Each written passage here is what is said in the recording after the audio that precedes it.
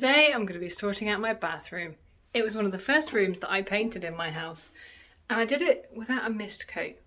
I thought I could get away with it. Turns out mist coat's very important on new plaster, so now I have to fix this.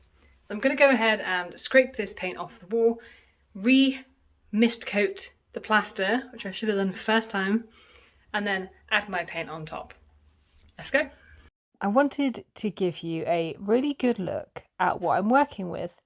I installed everything in this bathroom myself except for the toilet, but I did move the toilet to a new location. That wall needing to be repainted is the main problem, but I'm also looking to just give the room a bit of a refresh. I tried to sand down the wood in the windowsill, but it turns out it was chipboard, and so I didn't get the lovely wood finish that I'd hoped for.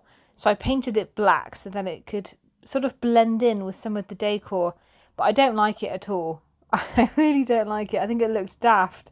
So I really want to change that piece of wood in the windowsill as well.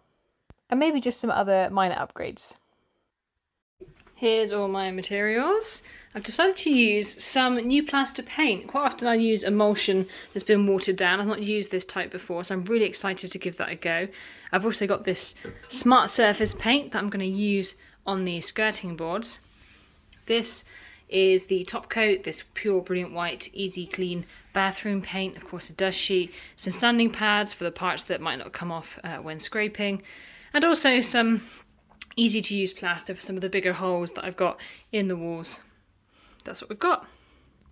Obviously needed to start by taking everything out of the room that didn't need to be there, anything off of the wall that I was going to be painting.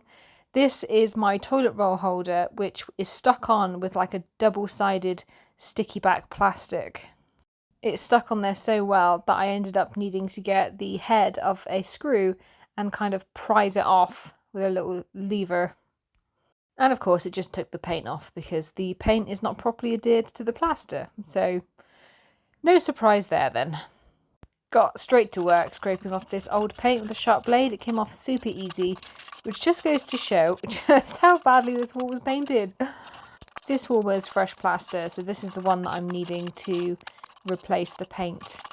I used the blade to score a line in the corners so that it didn't affect the paint on the walls or on the ceiling. The only place that I forgot to do this was at the very top behind the lights next to the ceiling, and because of that it did peel off a little bit of paint off of the ceiling, which I will have to fix in a little while. This is such a small room that I really had to clear up as I went. It was just impossible to move. I got the plaster repair tub and I did some shots for my short form content, tried to think of a few ideas that I thought would be really interesting to look at, quite dynamic, and then did a couple of me actually fixing the holes themselves. There's something about the colour of fresh plaster. It doesn't come up on camera very well, so I had to film quite a few different angles to get something that I quite liked.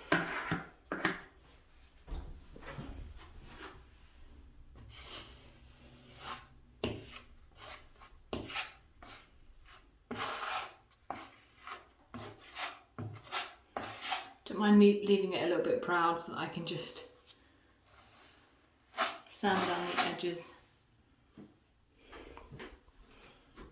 There. These holes. So many. There's a couple of areas where the scraper kind of slips a little bit and it creates these little lines. I'm going to fill in a couple of these. Looks like it slipped quite a few times here. It won't be that noticeable when it's painted, but I just want to make sure that it looks as flat as possible. Where'd you come from? Better scrape that off. I thought I could get away without taking this off the wall. I was wrong. Right in the way. Let's do this one.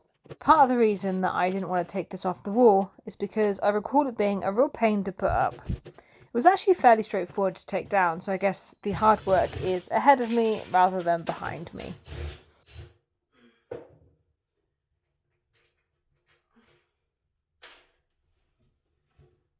Okay. Off it comes. I can get those last couple of bits. Now, I made a little bit of a mistake here because after I had scraped these pieces off the wall, there was a small bit of yellow paint that was flaking, and I decided to pull at it, and that was a bad idea. My plan at the time was that the bit that I had pulled off, I would just get some of the paint from downstairs and replace it. It didn't matter too much because it was underneath where the shelf was going to be, but I picked at it a little bit more and the hole got bigger. And that's when I discovered that I don't have any more of this paint. I thought I did. I really thought I did, but I don't. So what am I going to do now? I don't have any more of this paint. I'm going to have to paint this wall. I went down into the basement and had a little look around to see what colours of paint I had. And I actually found a really, really good solution, which I will follow up with in a upcoming episode.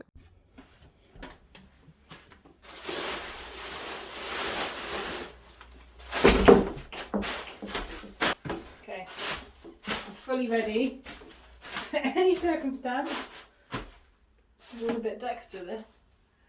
Okay.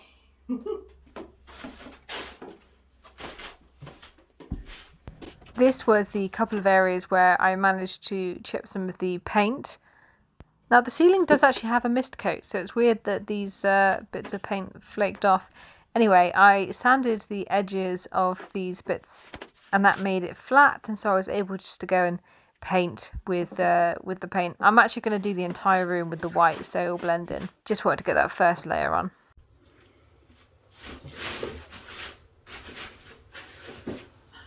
Just painted the first mist coat. Can't close this friggin' door. Oh, that's a lot. Now I can't open the door.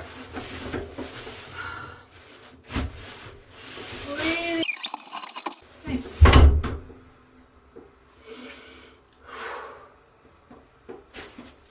It's taking much longer than I expected. I need to go into the corners and paint the edges with the mist coat. But the mist coat is now on, which is good because that is the most important layer that was not there previously. I'm going to go into the corners and do like a little something.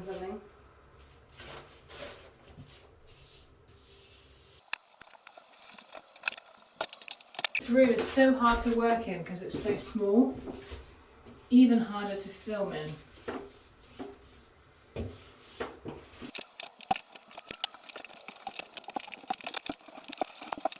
Just about tall enough to get this at the top.